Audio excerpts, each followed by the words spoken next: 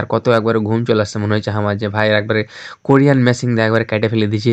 তো এদিকে আবার দেখতে পাওয়া যাচ্ছে দেশি বিদেশি ইন্ডিয়ান একবারে জাপানি পাকিস্তানি কত রকমের একবারে প্রোডাক্ট নিয়ে রেখেছি জি মুকলেশ ভাই দেখে একবার। আজকে আমি চলে আসলাম লক্ষ্মীপুর বাহুতলা মোড়ে। এখানে নাকি নতুনভাবে একটা সেলুন দিয়েছে, মুকলেশ কাট সেলুন। তো আমার ক্যামেরাম্যান হাকে প্রত্যেকদিন কয়েছে কি যে ভাইয়া ওখানে চলেন, আজকে ফাঁকাম করে চুল টুল কাটতে একবারে আপনাকে নায়কের মতন করে দেবো। হাম্ম তখনকার দেরি না করে একবারে তার বেখানটা পড়ে ফাঁকাম করে চলে এসে একবারে চেয়ারখানটা ফাঁকা আছে, একবারে বসে গেলাম চেয়ারখানটাতে বসে দেখছি আমার ওকে মা আগে হাঁকে চুল কাটাতে কয়জন এসে 4-5 জনে চলে এসছে হারকে টিম মেম্বার। তো এখানে এসে দেখছি কি যে হারকে মুকলেশ ভাই এখনো নাই খো। মুকলেশ ভাই মনে হয় বাইরে ফোনে কথা কইছে ভাবির সাথে। তো দেখা যাচ্ছে কি যে ফাঁকে একটু মজা করে নিলে হারকে ক্যামেরাম্যান কইছে কি যে সিয়াপি একটু ঘুরা ভাইকে। আমি কইছি ভালো লাগছে, ঘুরাও আর একবার ঘুরাও। একবারে ভাকাম করে জোরে করে এমন করে ঘুরে যায়। আমি কই থাম আর ঘুরেছ না, খুব ভয় লাগছে আর ঘুরেছ না, মাথা টাথা ঘুরতে লেগেছে। তো এদিকে কইছে তাহলে আমি সবাইকে একটু পরিচয় করে দিই। তো ফাঁকাম করে ক্যামেরা খানটা এদিকে চলে আসলো। প্রথমে দেখতে পাওয়া যায় হারকে ছোট ভাই নাইমকে, তার পাঞ্জরে বসে আছে হারকে একবারে ফানি ভিডিও করে সোহাগ।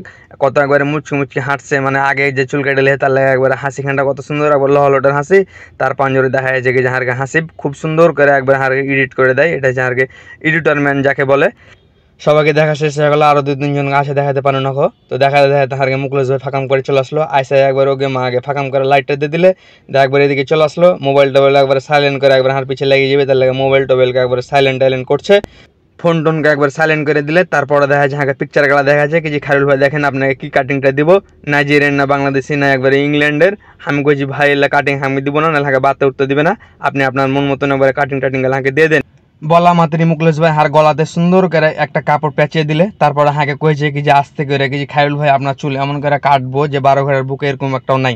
তাহলে আমি তখন কইছি ঠিক আছে তাহলে কাটা শুরু করেন। আর আমি তখন শুনে কিন্তু মুকলেশ ভাইয়ের কথাটা শুনে একবার মুচকি হাসছি কি যা আজকে বাউতলা মোড়ে চুল কাটতে এসে খুব ভালো লাগছে, কি এত সুন্দর সেলুন কোনটি ছিল আগে।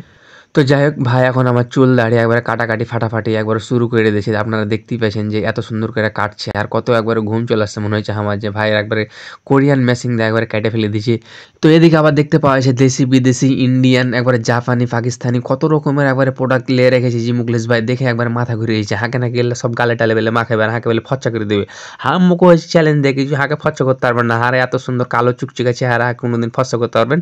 মুকলেশ ভাইকে চ্যালেঞ্জ থাকলো আপনাকে ফচ্চা করতে পারছি কি না পাচ্ছি। এদিকে ভাই চুলে ফের কি শ্যাম্পু মেরে দিলে যে এমন সেন্ড করছে দেখে একবারে ভালোই লাগছে। এদিকে ফের আমার টিম মেম্বাররা এখনো ঢুলু করছে যে ঘুম চলে আসে ভক করলেন। মনে করছি তোরা যত হাঁকা বাঁকা কর, আমার কিন্তু ভালোই লাগছে। মুকলেশ ভাই যে এখন যে ক্রিম টেরিম এটা ওটা মাখিয়ে দিলে হাঁকা এখন ফচ্চা করে দেবে, কিন্তু আমি প্রথমে কোচিং যে মনে হয় ফচ্চা হতে পারবো না। তো দেখা যাচ্ছে কি যেগুলা মাখাচ্ছে মনে হচ্ছে কি যে আমি অর্ধেক আসলে ফচ্চা হয়ে গেছি।